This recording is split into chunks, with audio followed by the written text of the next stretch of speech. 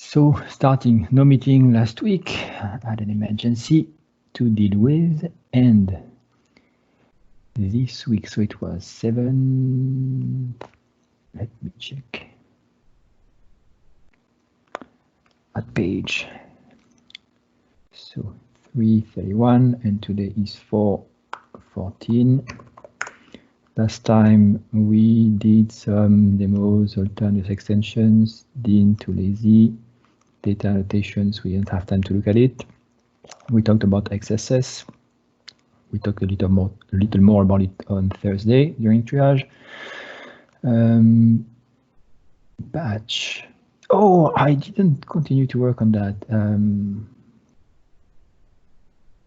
Interesting. Maybe I should just merge it, the current status. RC2, we talked about it also at triage. And today.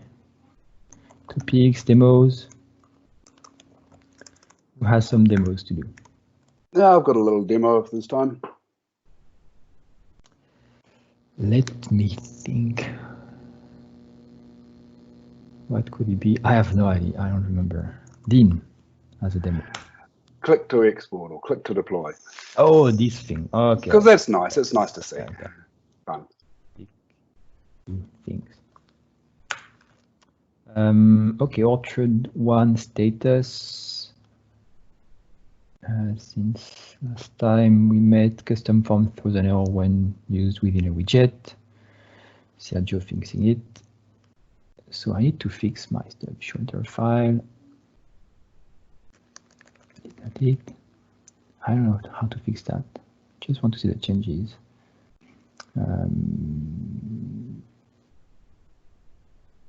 I think the issue is there.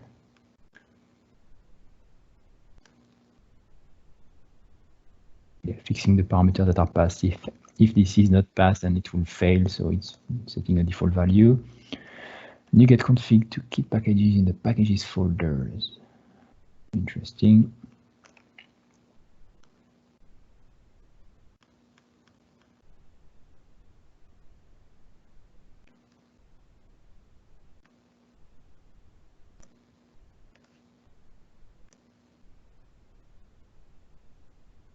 Nothing here. NuGet config repository path.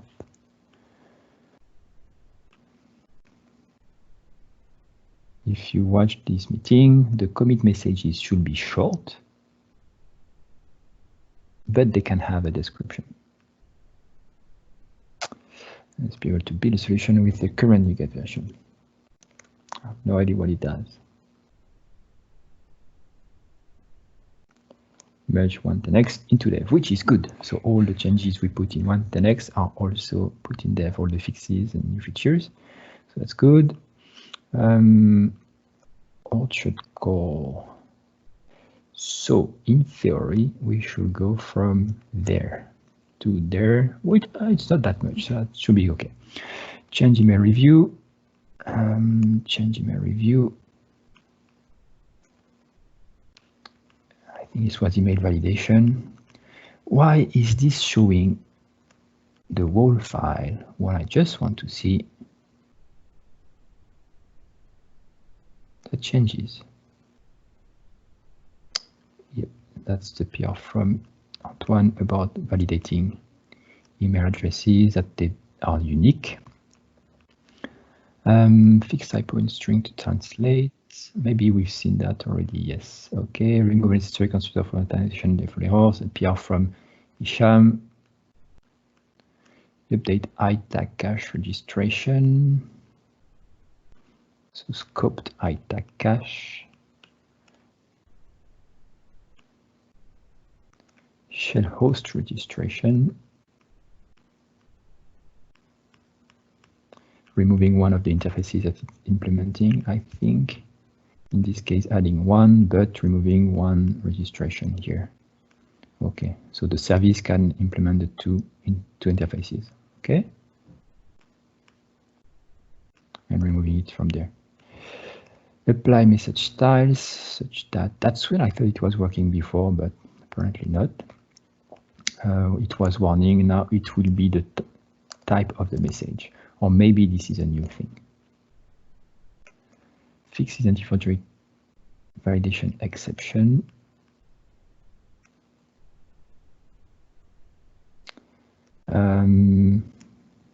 Yes, in the log there could be some issues, and now it's fixed by adding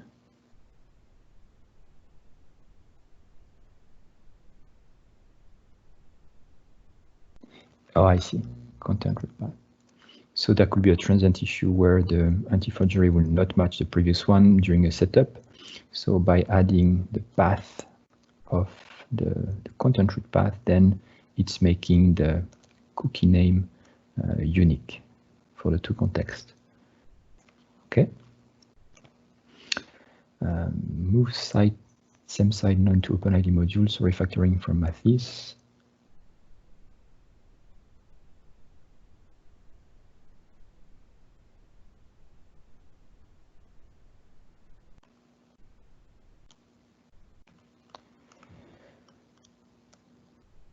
So SameSite updates, in this case, moving it from the OpenId module, and it has been validated that it works for HTTP and HTTPS with the new Chrome. So everything should be good when they decide to enable the feature in Chrome. Setup screen improvements, so making it smaller to fit a small screen, moving around some fields. Also, is there a new property? Description is now editable.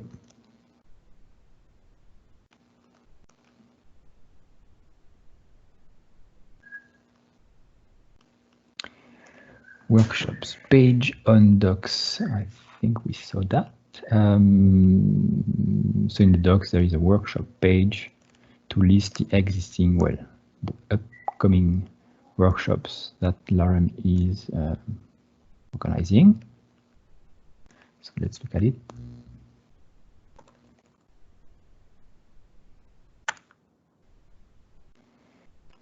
At this point, it bothered me, like I wanted to find the documentation link here, and actually I have to go there.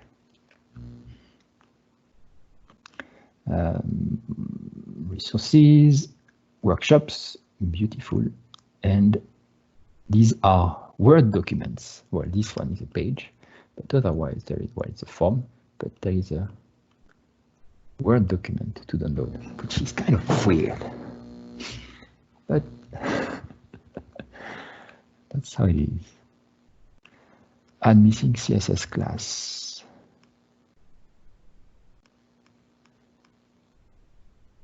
Okay. Update font awesome to 5.13. Add docs for Azure and database shell configuration from Dean. Shells. Whoa, yeah, that's obvious that you want to click on this button, shells.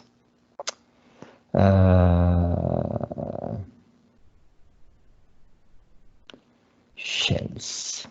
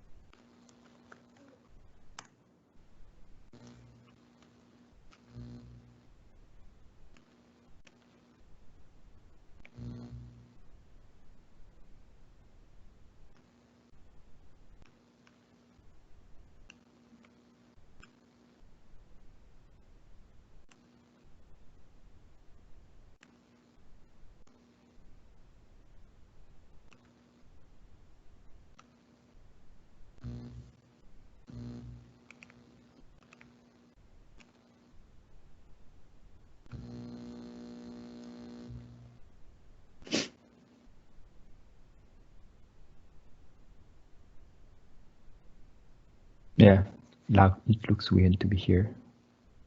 If I didn't know what the shell is, I would never think about clicking there to see how to make it, to configure Azure storage and shell configuration providers. Is it also actually a module? Shell, it's not even a module, so it's in the module section. Core. No, I mean, it's just a thing. I mean, most people think of them as tenants, but we call them shells, which is confusing for people. Yeah, maybe the whole section should be moved into tenants. It's not the same module, but it's not even a module, so it's not even worse than. Yeah, it's kind of like core architecture, but it's not a module. Getting something out, I don't know. Also, something that bothered me this morning, I was looking for some info and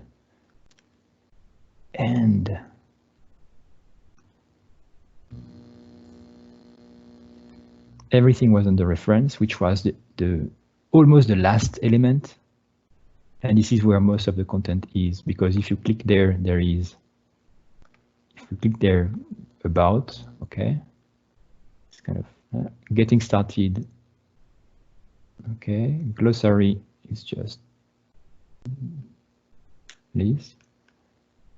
Then there are photo guides and the key topics, and then reference. Yeah, it's ordered by from beginner to more advanced user. Okay.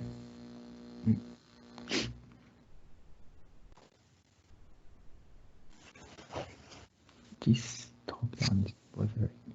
Shells. Well, there is content and we can find it, so sure we'll do better. I don't know how to fix that. Yeah, well, at some point there'll be a guide. You know, when we have distributed and all the rest of it, and we'll just refer to it in the guide. Yep. And Yep. but Exactly. that's the reference stuff, you know. Yeah. Okay. Yeah, that's where it will make sense to have a guide to explain how to distribute the site, and then the information will be there. Okay. Yeah, because the shells bit is such a small part of that. Mm-hmm. Then updating API key. That's me because the key was how do you say out of date? How do you say expired? So we could not publish packages anymore. Fix OC content localization dependencies.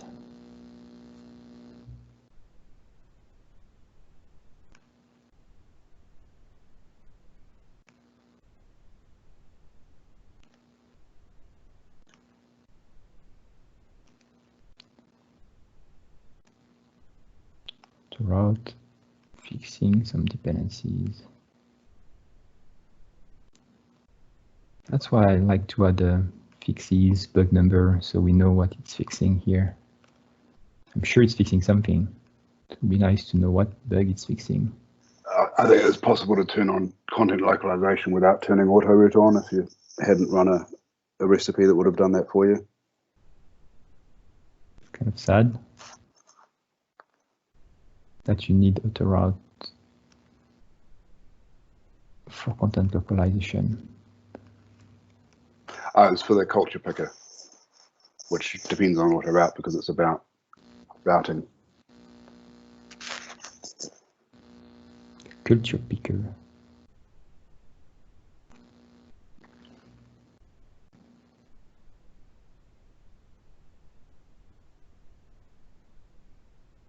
Yeah, usually that shows that you need a separate feature that knows about localization and Autoroute. Even if you enable it by default in your recipe, but at least the dependency graph is correct. Otherwise, it lets you think that localization. Well, wait. I'm reading it wrong. What feature is that? Content localization. Boom. Okay, that's perfect. That's exactly what I meant when I just said that's why you need a new feature. So there is a content culture picker feature that references this one and this one. Yeah, that's good. Okay. Perfect. Update footer dates in theme recipes. So where did we go with that? It's like usually someone creates a simple PR to just do something simple, and then I see that and I start a discussion that takes longer than the fix. But yeah, but I don't know how many commits went on with that one, but we end up with back where we start. So I'm sorry. It just meant Dean started doing some templating for that to make it dynamic. So whenever it will be rendered, it will be with the current date, which meant that this file could not be processed as just plain text and copied on the HTML stream, but had to be liquidized. Like we have to analyze that it's a template, and then if it's a template, parse the whole thing and then execute it as a template. And just to be able to inject a date for every page request, actually, because it's the footer, so it's everywhere. Unless we decide to cache it, but then we need to change the layout and everything. So the cliff from nothing to one token, it was important just for that. And legally, you don't have to update this date. Okay, it's just cosmetic. People think the site is more up to date if you put the date, the current year here. But if you put like 2017, because your site started in 2017, it's still legally valid that it's copyright. So that doesn't say anything, actually. It's just PR, meaning it's nicer with the date here.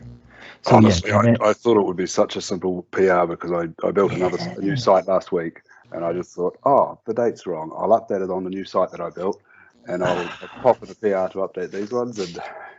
And that's also a template in the admin, which means you can change it from the admin. It's not something that is hard to change. You just have to see it and change it when you want to change it, if you want to change it. So what Liquid will do here, well, what Fluid will do, because we still call, it's a template, we still try to call Liquid Manager the template. But in this case, Liquid won't find any curly brace in the thing. So it knows there is not a single Liquid tag. So it won't do anything. It will just return the same string that we passed without copying it. So that's a no-op operation. But if we had one curly brace, then it will say, okay, now let's try to parse it as a Liquid template and then evaluate it. What I'm not sure I'm doing actually is that if we parse it, which is still consuming some memory, is it doing a no-op? If it's just a text element, then it will work. So it will be still cheap, but there will still be some parsing and some memory allocations and buffering. So in this case, it's no-op. That's good. Oh, someone twice. What? Antoine, you know better.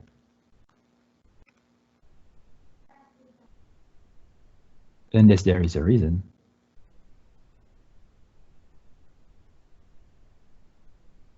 You know better how to do squash merge.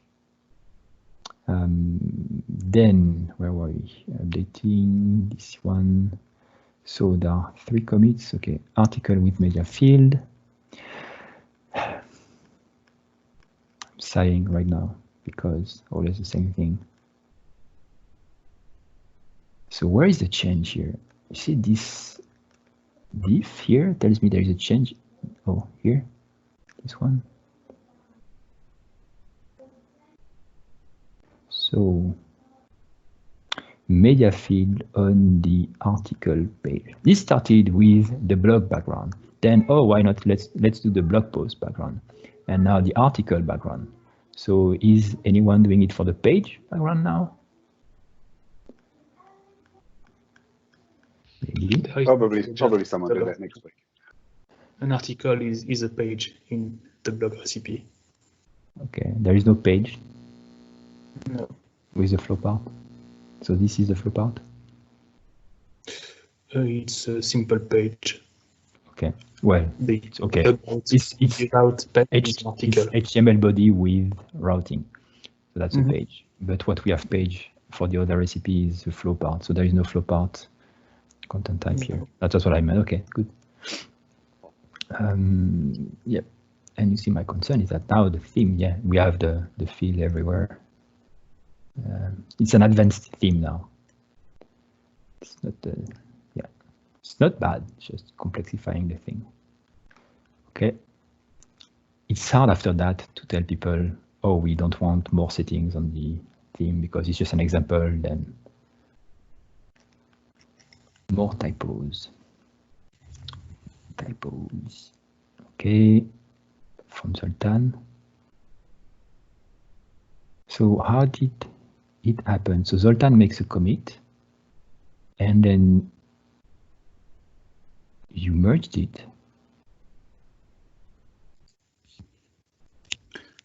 Yeah, that is because I'm working on two different repositories, 2 different folders. So you did it from your Git client and not the PR? Because I have one repo when I do changes for the documentations and one for my developments. And sometimes I forgot to pull. And when I push, it's doing a merge. So you did it from your client and not from, it was not a PR then? Because if it's a PR, you don't have a choice. You can't do a merge commit. There is only the button squash and merge. That's what I'm asking. And because it's Zoltan, I assume you made a PR. Yes, but the update for Awesome, it was a one file change, and I forgot to pull, so it made a merge. That's weird. I don't understand. Because if it's a PR, even if you merge your PR first, unless you pull the PR and you merge it by yourself from your Git client and not the update for Awesome was a push. Okay, well, this looks good. Update Phantasm looks good. This one is weird. Typos, merge commit, clean up unused things, clean up. So many changes, but mostly you see removing the name of the class for the loggers and the localizers because the default interface doesn't need that and implements the same services. It's just necessary for resolving the thing. So I assume it's the Visual Studio. That's how I do usually actually. When I create something like this, I do control dot enter enter, and then it will create the private field with the same type as was added here. That's why I assume we get lots of things like this. Both works. It's just nicer if you don't specify it. Add doc for missing content fields. So more docs, that's always good. More docs is always good, even if it's not in the correct section. Tab placement documentation. Antoine. Yeah, maybe because someone asked on the forum.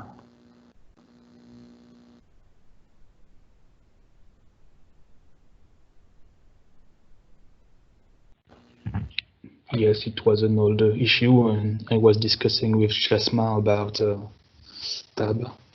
tabs. Field docs.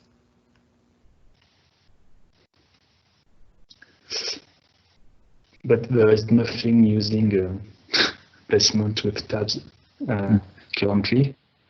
But maybe if we had SEO, for example, it would be a good use of tabs. A what? SEO, an SEO part, search engine optimization. SEO, okay. Yeah, yes. All this metadata that you don't want to see all the time. And, yeah. Yeah, I think I put some of the sitemap stuff on a tab as well, Antoine. And I think actually that Seth in his SEO PR is using it. I think he made it. He made the tabs so for that. Yes. User events, comments.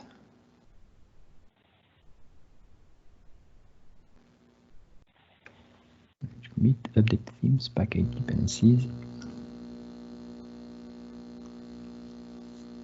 Bootstrap 441, and obviously the change in the log file because it's necessary.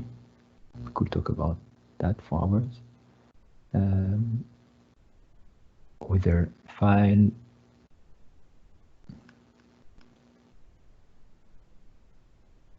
Admin menus. Admin menus. Admin menus. What's changed in the admin menus? Replacing the numbers by the string translated strings, so it will appear in alphabetical order.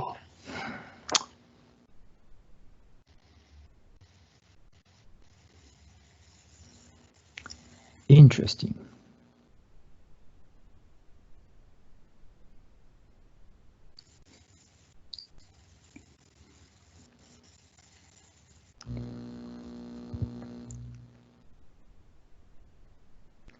The second parameter is the order. Interesting.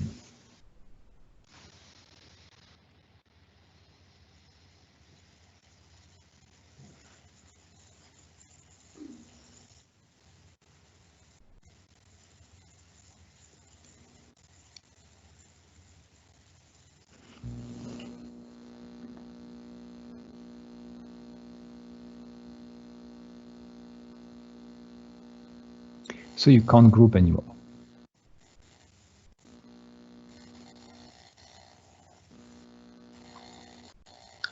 I can't what? Group, like, I don't know. You see, because This is a submenu, sub-level menu. it doesn't mean it's a submenu to do 5.1. It says it's the group I file. know. Yeah. Question is, Look at deployment just below.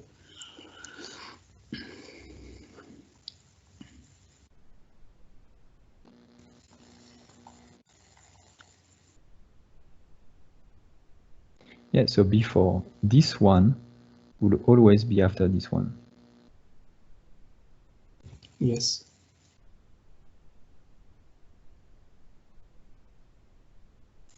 Now it depends on the name.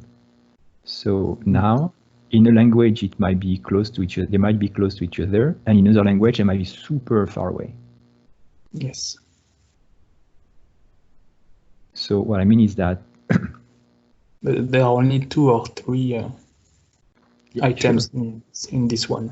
But I mean, it's either we decide that it should always be ordered by name.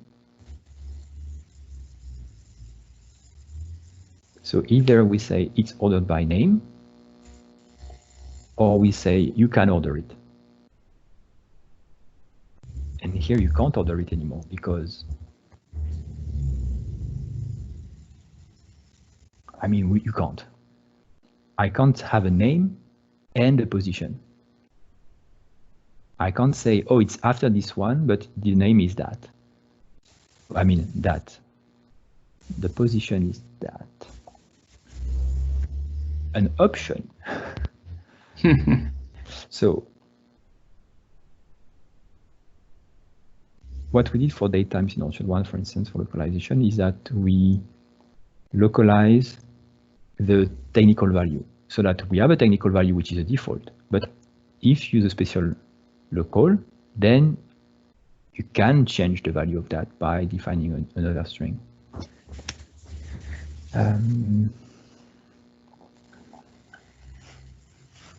If we really wanted it to be alphabetical order, then maybe I don't know, the UI or the code could just organize it. But that's okay. It's like a design decision, a UI decision inside the code here with a string. That's a weird thing to do. To just have to just use the localized string as the order, so it will always be ordered. It's like we don't care about the order anymore. We want alphabetical, so we use a letter to order it.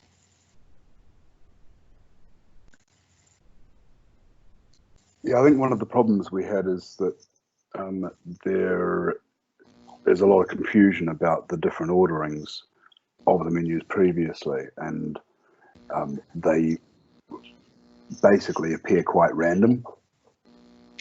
But with the new menu system that Anton did a while ago, there is a lot less menu items per menu because they've been split around a bit. So you get 4 or 5 items on a menu, and the ordering doesn't really add up to anything. The ordering that we had chosen.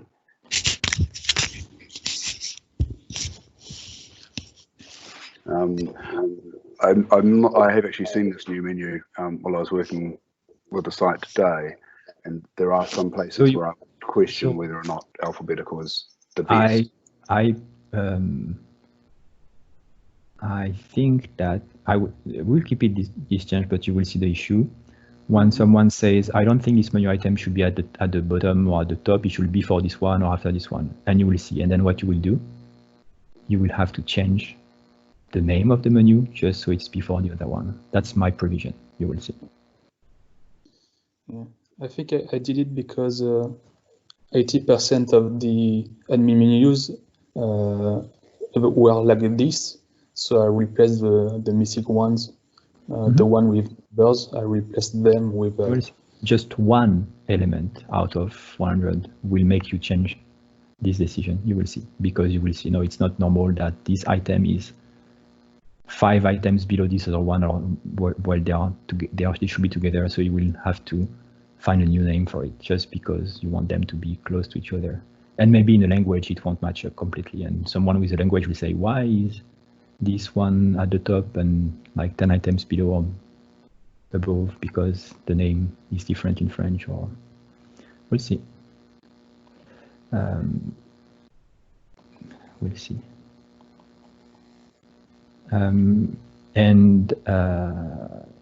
Yeah, another option would be to translate the number if you want each language to have different things. Other question is, so with the PO extractor, will these 2 values be 2 different strings or 1 string in the localization file? It will be 1. 1?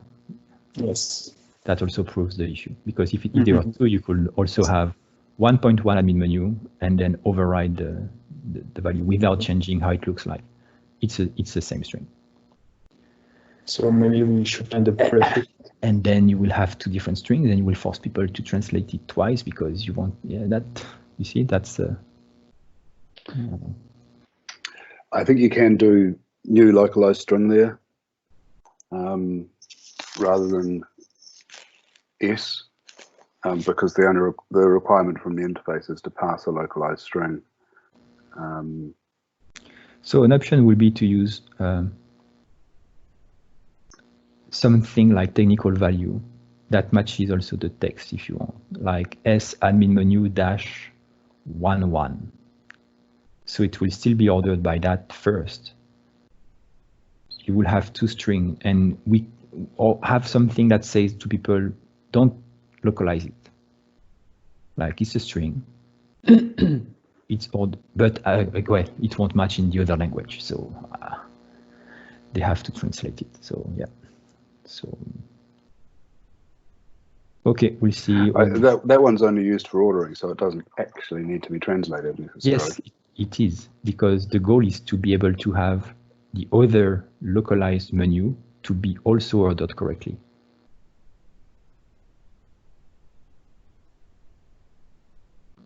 Here the change is to have it have the menu ordered alphabetically. That's why the order is the text of the menu. If you take it in French and you don't localize this one, you will have the American order, the English order, even if your menu is in French. So yes, you don't have to localize it, but then you don't get the benefit. And when you localize a string, you see admin menu, you don't know that it's the one used also for ordering, because you just see admin menu. You don't see admin menu for name for ordering. And then you will say, oh, I don't want to change it. So you will change it. And even if you didn't want to change the order, you cannot not change the order. that's a lot of weird effects to do that here in this case for an order. This is deterministic. If the number was used by something else, we need to maybe to change it to say, yes, there are issues with that. I think there will be other issues with that. We'll see when they happen, and we'll see. So this fixes in English, and you don't have to localize anything. Okay.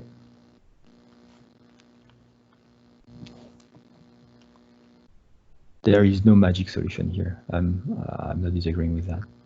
I don't know what, there is no best solution. We have to see the pros and cons. Maybe this one is better. Find a prefix for all the menus. Maybe like menu dash admin menu, but also we need to tell people you don't have to translate it if you don't want to change. Just if you want to order. Yes, because even today, if you localized it, it will keep the order from 1.1. So if we try to say menu dash, this will be the same behavior as today. It's just in English, it will be ordered correctly based on the name.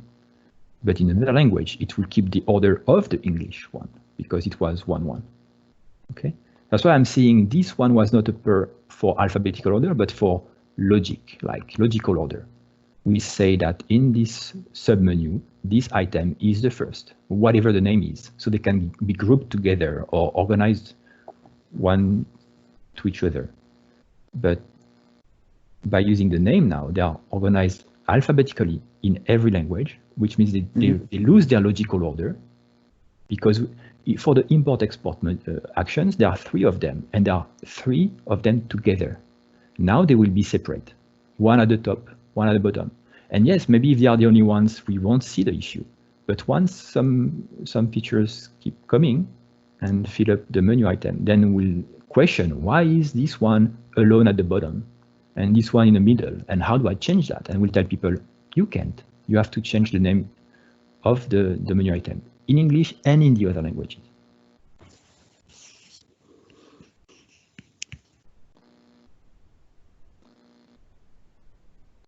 And if they were randomly appearing, it's because the name had to be updated. The order had to be updated to something consistent.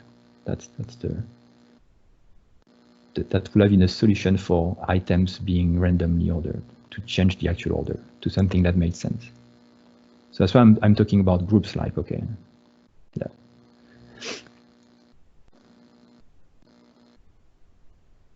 So it's not a break-in change. It won't break anything right now because it might just break menus, reorder things incorrectly in other languages. So we'll see when people start complaining.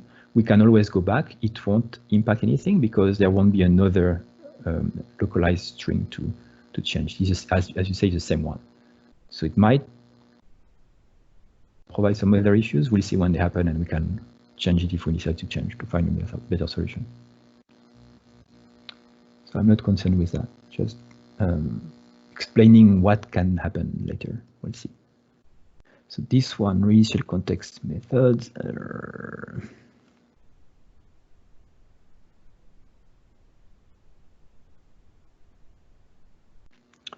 Release instead of reload.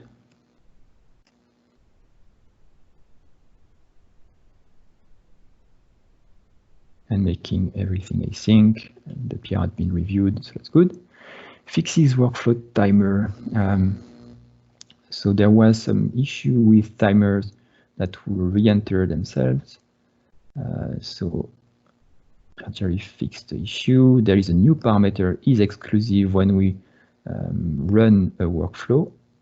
When we invoke a workflow task, we can say, oh, this tag should not be re-entering, like it's exclusive. If you run it and if it's already running, don't start it. It's already running, so don't run it.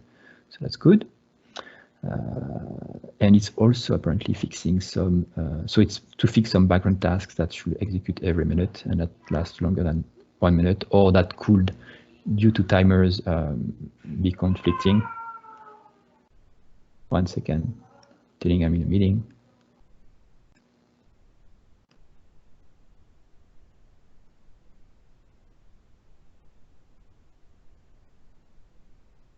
Not sure it will have any effect. We'll see. So good change from Chancery, and should fix 2 issues. Then what do we have?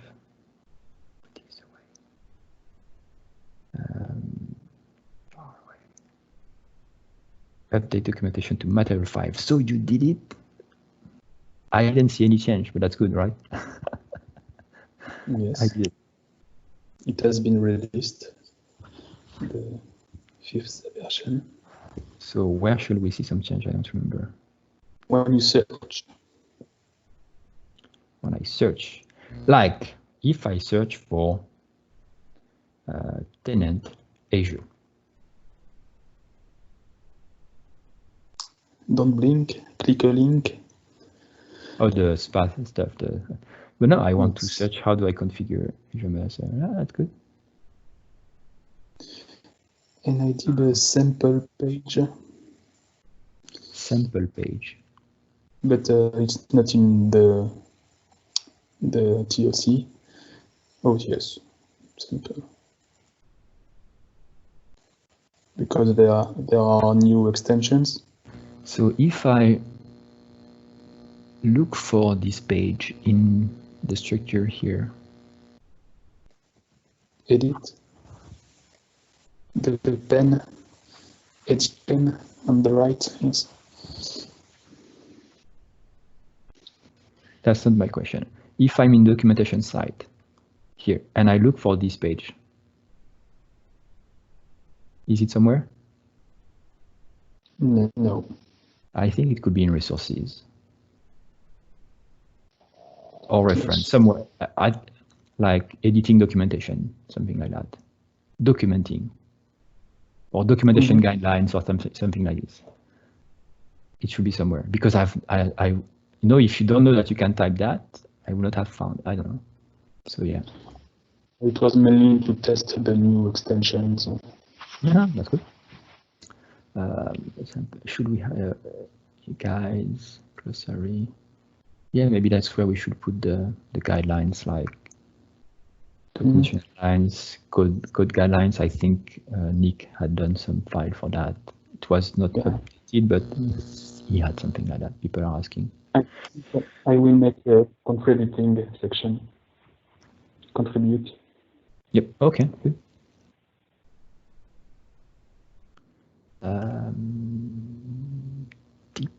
Typo.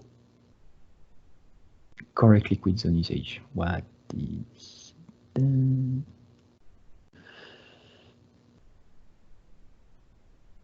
Oh, yeah, good.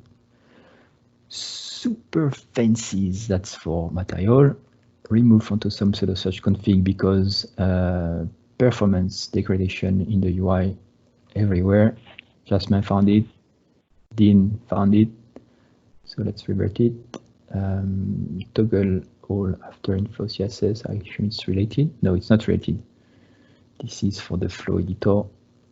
I did an update content. What? It's related. Remove the. Okay. Unneeded. Oh yeah, because this fix was for the thing here. Okay. I did an update content item task.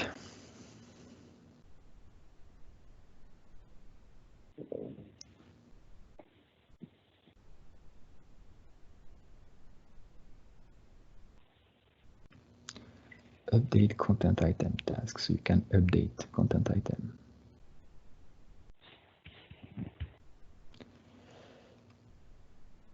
Correct shape tags usage with arrays.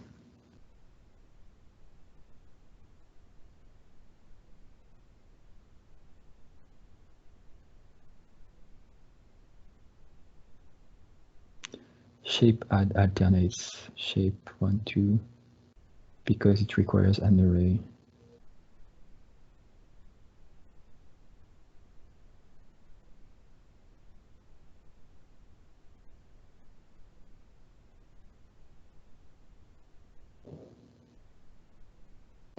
Shape add alternates. Interesting. I assume that's Chancery who has done that. Maybe Dean. And I would assume that whoever has done the documentation might have known that. Oh,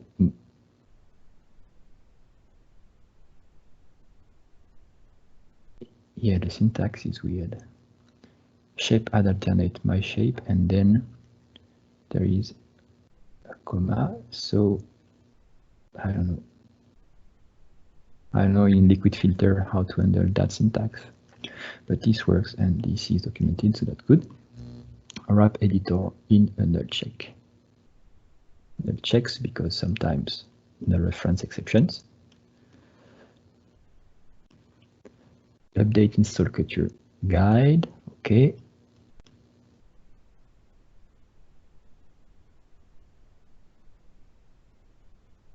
Thank you. Fields, doc, tabs. Now we have tabs. Good job. Top contributors. So top contributors or contributors? Oh my God. 150 contributors. And that's a lot of work for every contributor. So what is that? The .all contributors src contribute. You have to explain us what it is. Maybe I will do a demo next week. Okay. It's oh my God, 1250. Oh boy. Yeah. Okay. CLI, and it's also a bot on GitHub. So we from this kind of JSON file, it will generate the contributors.md file with a link to the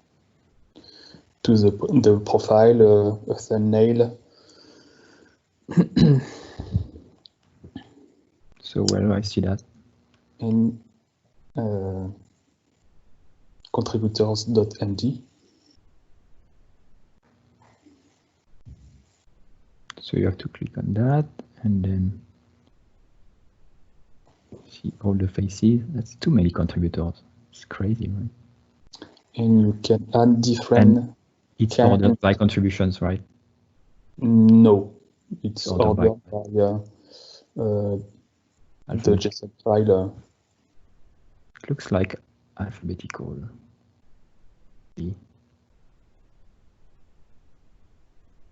Just a JSON file, okay, maybe, okay.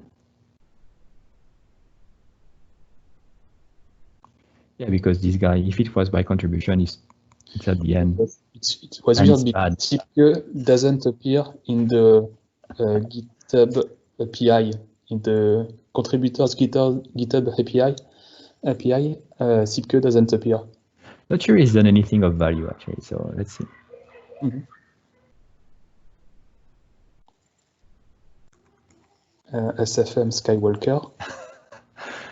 And why? I don't know. There are one or two people. Maybe he's done nothing. Oh, because this is November. He's participated before. No. It's crazy. Bug. One second.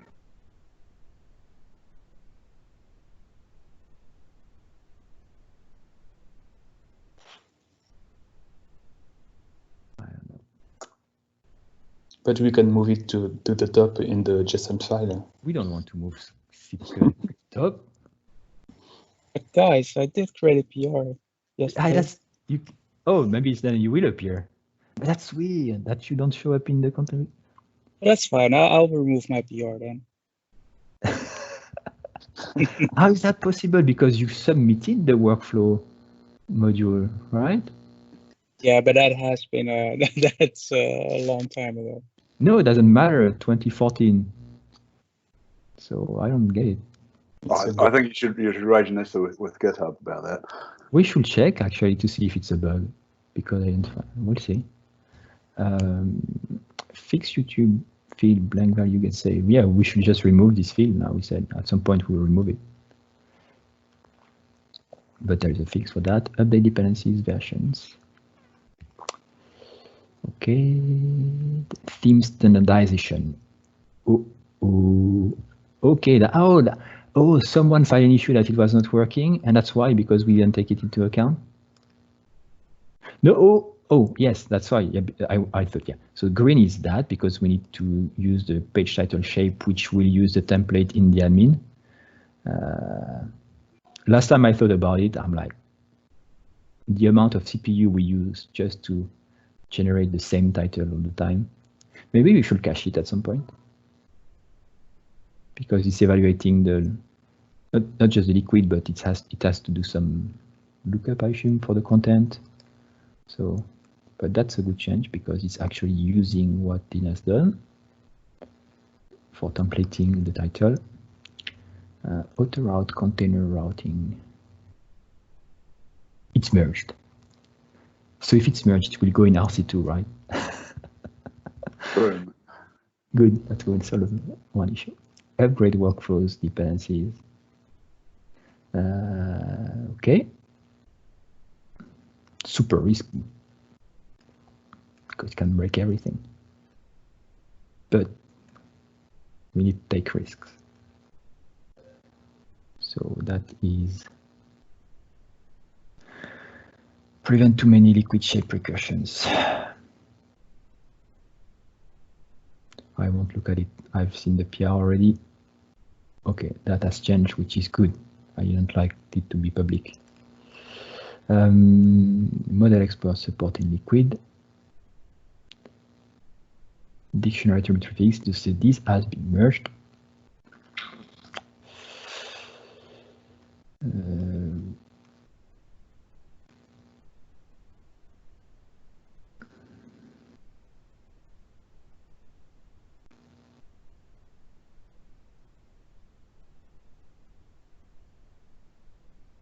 Okay. Possible null of exception in graphical.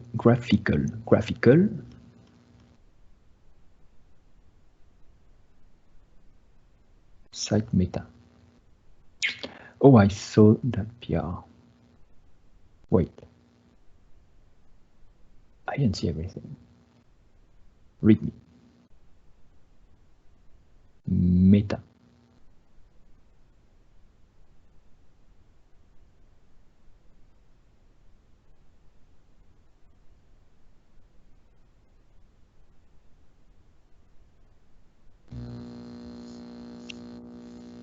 You can now add a global meta to all your pages.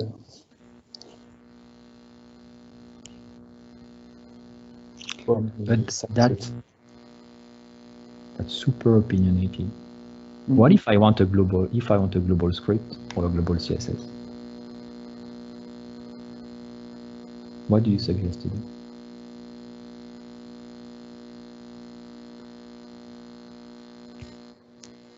Do you tell people, oh, we need to change the core settings of Fortune because you want to add some more? Yeah. I could have called it head. That's not what I meant. Or what if I want something in the footer for all my pages? What would you suggest? Write a template. It depends. Is it from your theme? Is it from? It depends. Is your meta from your theme or for the same answer? That's why I'm asking the question. If we start doing it, then people, it's like a precedent, and people will say, okay, if we have a meta here, I can have a script header, a script footer, a CSS header, or whatever. Well, it's meta, but and meta is can be anything. Like I could put scripts inside. By default, I add the favicon. In the recipe, I import the. And if I create a layout, yeah, you see,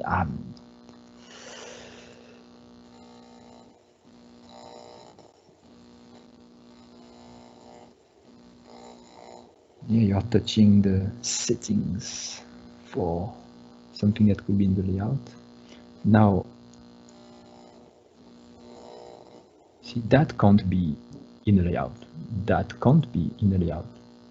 That can't be in the layout inside settings for them. So that either it's admin. I'm trying to think if we have a precedent before that. This is not also because we can use it somewhere. At the same time, I did a tab. I used tabs, so I put the settings related to resources in resources tab.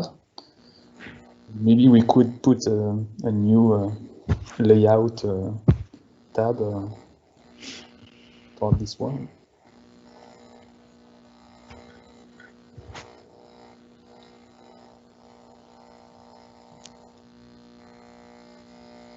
We even have the name of the template in it. By recipe, yes. What I mean is that if I change the theme in the admin, then you see it's a theme function. You're proving that it's a theme feature and not something which should be in the setting.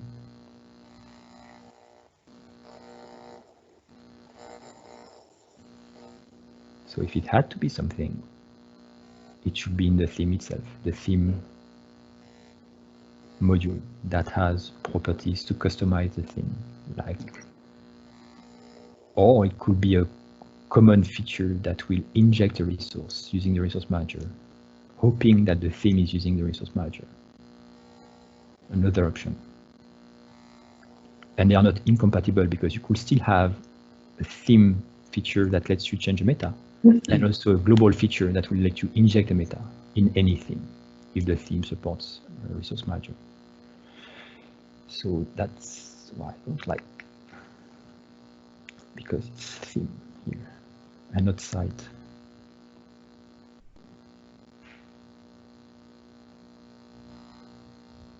So it should be a feature. Either a feature if you want it to apply to any theme, or each theme could implement it if it's just for a theme. But that could be a feature in this case because you want to be there for every theme, apparently. That makes sense.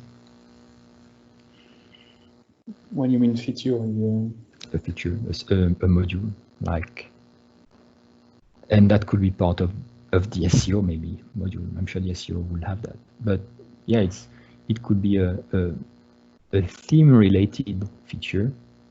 The same way we could have a feature to edit static files, we could have a feature to manage the common meta.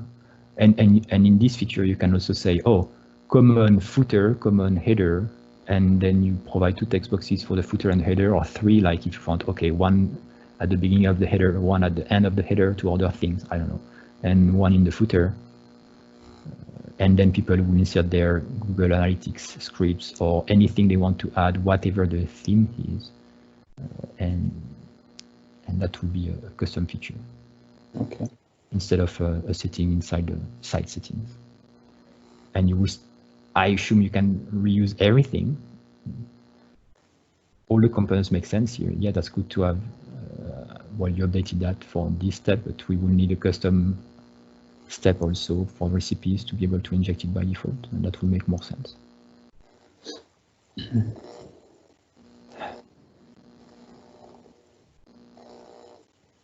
And this, like I see here, this will still be, so if you want, yeah, and then,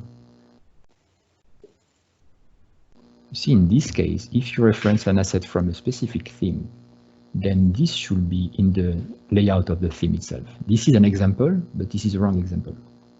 So even if you changed it to a feature, the 5 icon should not be part of this feature. It should be part of the layout because it's using a static asset from the theme itself. So if you switch the theme, then you will break the theme. But this way you can upload a 5 icon to your media and change it in your meta. Fine, then you put media/5 icon. And that is fine. But this example, I think, is wrong also. So if you make it as a feature, don't use this example either. If you want to put it in media, put it in the media and use the media. In the example, that's okay. Or put this line here, or use another example. Or put this line in the layout. Yes.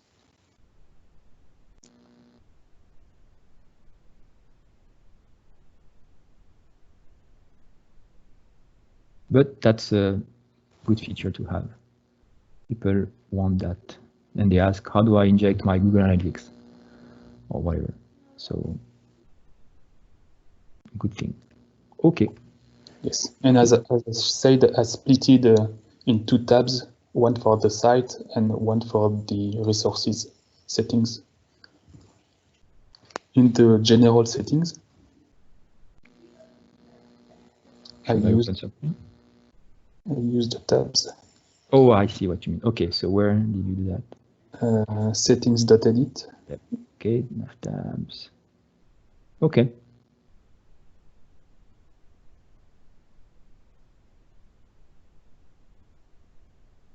I'll try it next time I open Orchard. We'll look at it. Or you can show it also next week if you do a demo. You can see that. Or maybe Orchard Dojo will show that in their update. We'll see. BenchmarkDotNet 12.1. Is that better? Does it make the benchmarks faster? Is anyone running that? You see? That's okay. As long as it doesn't break anything. You see, the issue is that we don't know what better stuff we have. Mm-hmm. And there is a risk it's breaking something. That's why. And that's why I'm an asshole, because I'm here also to limit the risks. Rename meta in resources. Yep, that's related to your change, I assume. Okay. Add icons to configuration settings menu. All the new icons, I saw some screenshots on the PR, so there are new icons for every menu item. I find some icons to be super ugly, but some people will find it super nice. It's all about taste, so I don't care about the icons, but there are icons now. Update permission handler. There is a potential in the ref here, so all good. The key's too loud.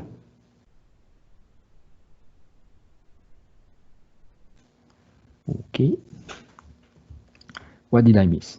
I'm sure Sipke wants to complain that he's not a contributor. Now people complain for him. I have to stick up for my Dutch here. Yeah, Mathis and Sipke, you can talk Privately. Dutch if you want. You know you're both from Netherlands, right? Yes. Good. Good. Then, okay, we want a demo from Dean, right? Sure, quick demo from Dean.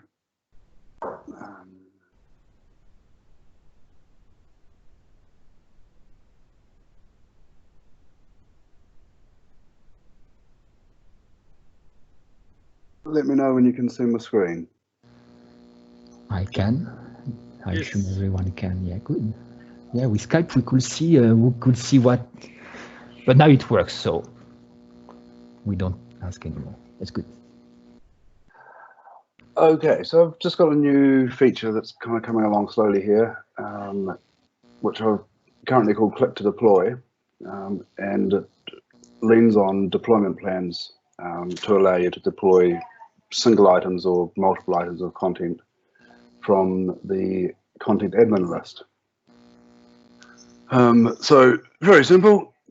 You have a little action here, which is deploy, and we may change this to export. Antoine is quite keen on export. And when you click that, you get to either choose any of the targets that are available that you've pre-configured.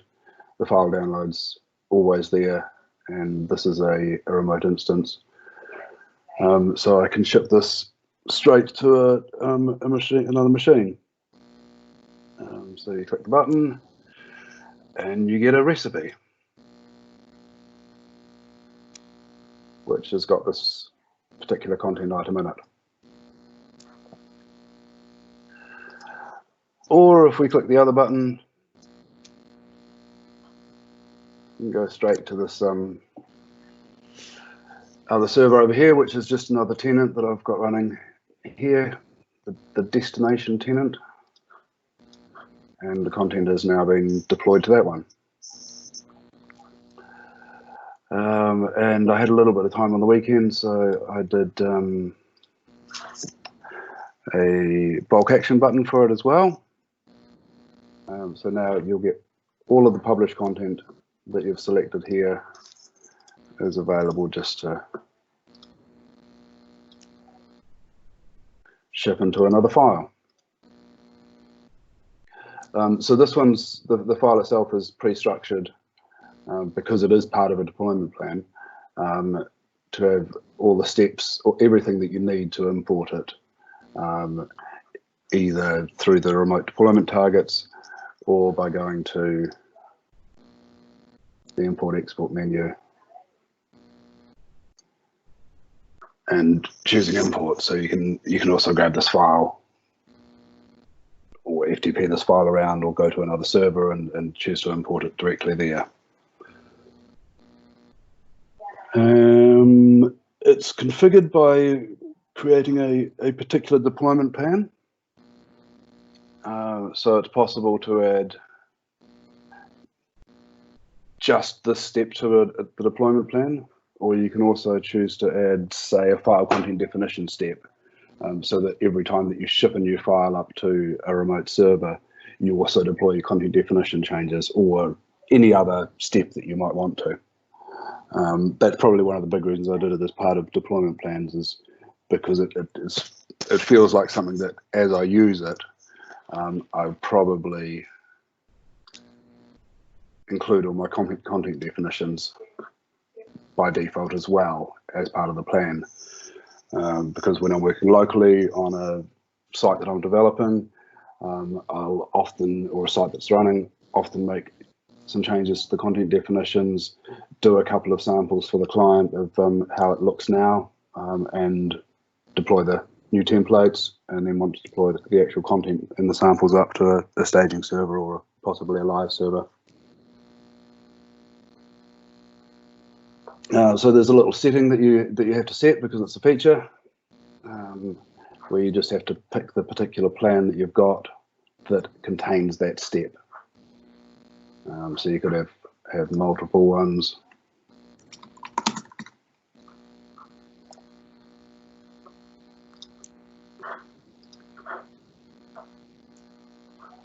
We add the click to deploy. And then we've got two choices on plans here that could work for this particular step.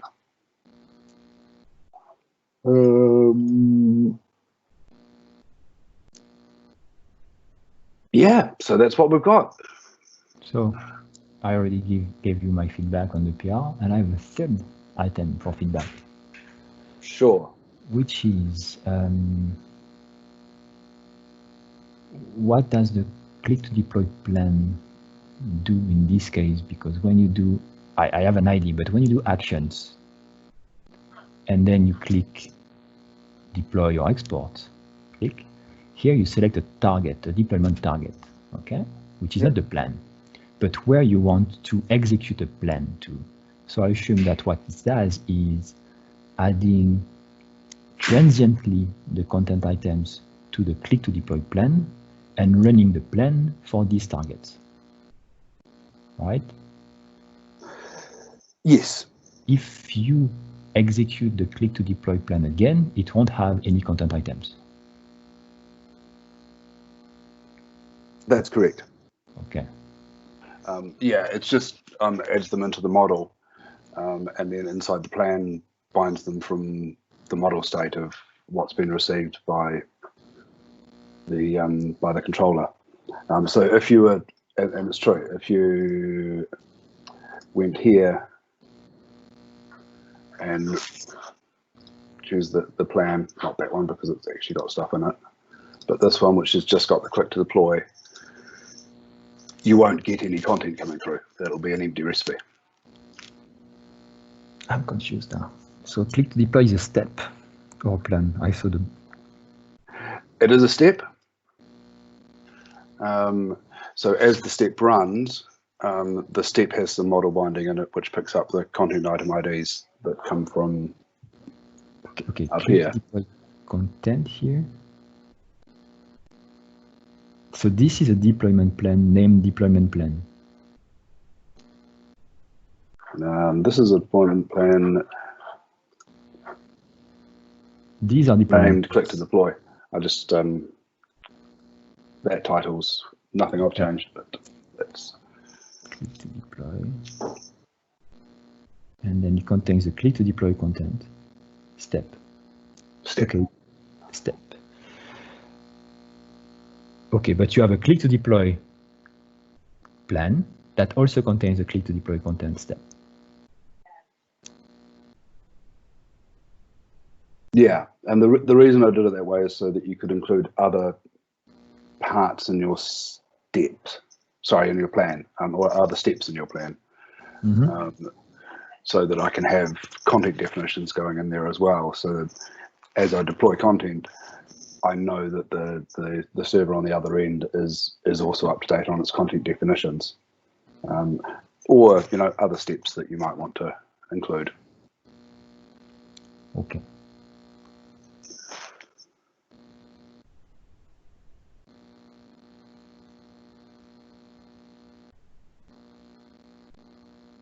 So did you have some other feedback on that? That I already gave. Other than you already gave? The one I gave for everyone is that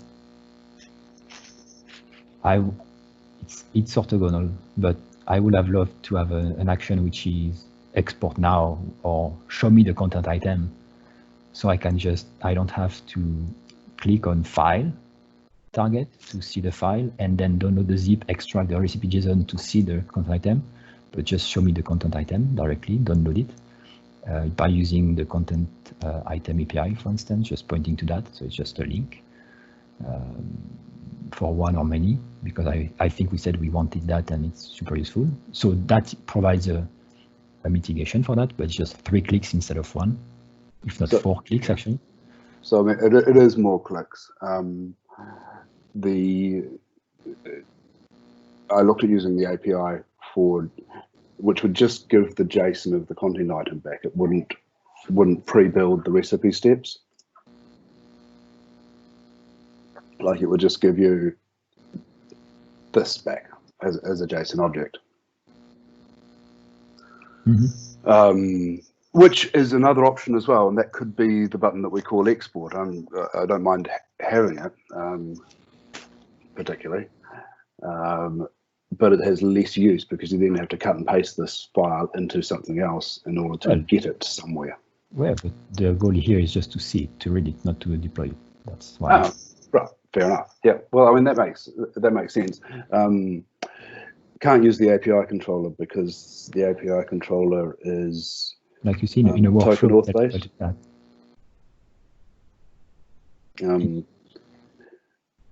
So the API controller is token auth based, so it doesn't work with the cookie auth. So, okay.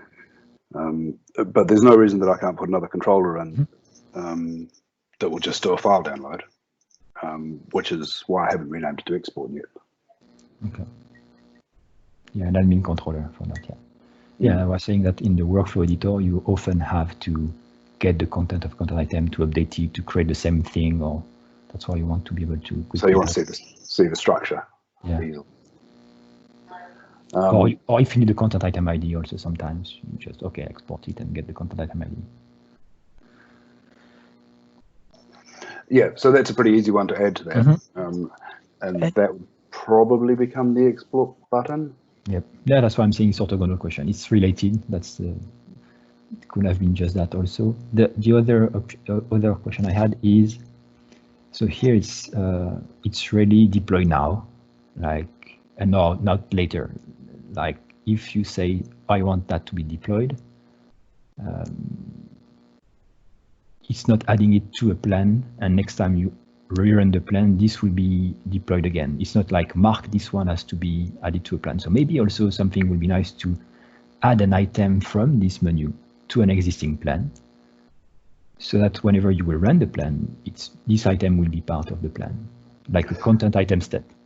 Yeah, so I agree completely, and that would probably be my next PR on this one. And I think of it as queue to deploy, because it puts it in a queue, and then later you run the queue. And you will have to select the plan. Not the target. Yes, at that point you would have to go into here and go. Well, no, here. I mean, in the action, the same way you show the targets, you just show the plans instead. Right. Yes, and that it would just have to be a plan that contained the queue step again. Why? Why not just add a step like export content item, or content item with a name, and the list will show the title of the content item and or the ID, whatever. Sorry, maybe we're talking about slightly different things. So no, a plan has deployment plans. Today we have content type step. We have, but why not have a single content item step in a plan? Yeah. Okay. And what I'm saying is that when you click on a content item to say add to a plan, and you select the plan, it will add a content item step to the plan with the content item that you added to. Ah, so it will actually edit the step or edit the plan. It will edit the plan by adding a step with this content item. So it will appear here as one step. And if you selected two of them, then the two of them are there. The two of them are there. Yeah. So same concept. I just had a slightly different thought on implementation. That's exactly what you did. Is just instead of selecting a target, you select the plan, and then and then later you come down and you execute the plan. Mm-hmm. If you prefer to have query-based step or all the content items of a type step, then you can do it. But in this case, sometimes you just want to export one more thing, like a menu item or menu or what, I don't know. And then you can because it's your development machine, so you have 10 things on here which you've been playing with, and 2 things that you want the client to see. Mm-hmm. Sounds it's something I'd like to see as well. Okay, that looks good otherwise. Good job. Cool, thank you. So next week we have another demo from him. I think we have a demo from Antoine next week, don't we?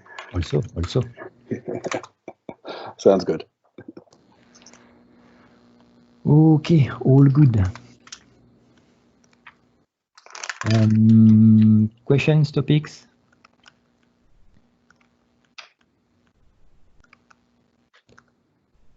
Nope, sorry.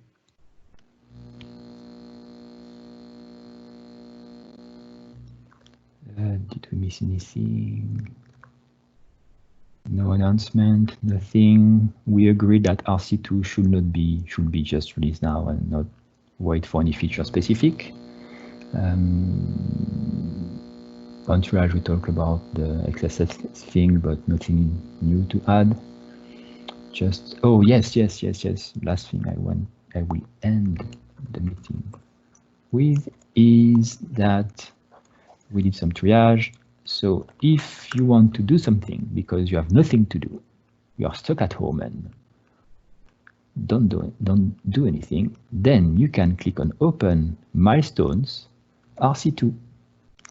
And in RC2, only the things that are required for RC2. Okay? This is just rhetorical issue to fix.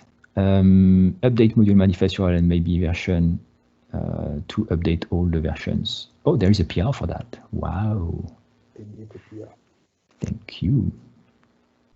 So the idea is that we create, author, website, version, and. So no orchard version. Oh, you made a constant for that. Oh, because it's code. It's beautiful. Mm-hmm. Zoltan suggested to have constant. So let's change that if it was Zoltan's suggestion. But it's code, yeah, I completely forgot about that. It was so long ago that we made some code. It's the best decision ever. And this one is 1.0, okay? Why?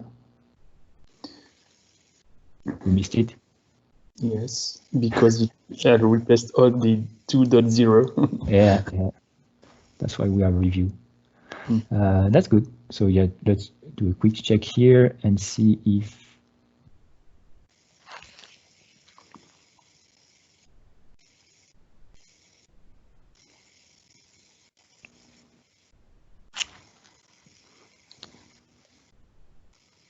okay. Yes, this one also, or is it templates MVC module? I'm not sure. Probably it's a module. It's a template.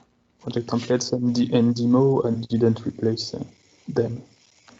So here, it's a template, you should not replace it because it's a static file, so it should not be replaced, okay? It should be a static string. Oh. But because the code you generate otherwise will have reference to that, and that might not be good. Okay. So put whatever we want. It's the same thing, but the issue is that if we change the thing we are changing the code of the user, and we don't want to do that. If they update Orchard, then their module will be updated, and we don't want to do that. Mm-hmm. It should be at generation time that we want to replace by some value. It should be equals your yes. Your company website equals that, your website. You can generate the string here from a variable, but once it's generated, it should be a string at that point. Mm-hmm. That's the idea. So for every template. Okay, all good. So that prevent custom scripts by default. So because it's XSS and I put it on RC2, I think it's important to do. And this one will be fixed automatically once we ship. So I think we could try to start on that. And if really necessary, move it to 1.0, but it would be good to have it in RC2 just to have time to find the bugs. It can have some impact, but it's not easy. It's not simple. It's easy, but it's not a simple change. Okay, just last comment. That's it. If you have no other topic, thanks everyone for everything, for joining. See you on Thursday at 10 a.m. because we changed the meeting for the triage at 10 a.m. Is that 10 a.m. permanently now?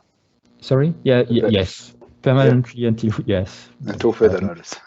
I assume you prefer that. So apparently you and Jasmine and Antoine like it also. So. Oh, works for me. It's great. Okay, good. So that's it, 10 a.m. Thanks everyone. Okay. See you Bye. later. Guys. Cheers, bye.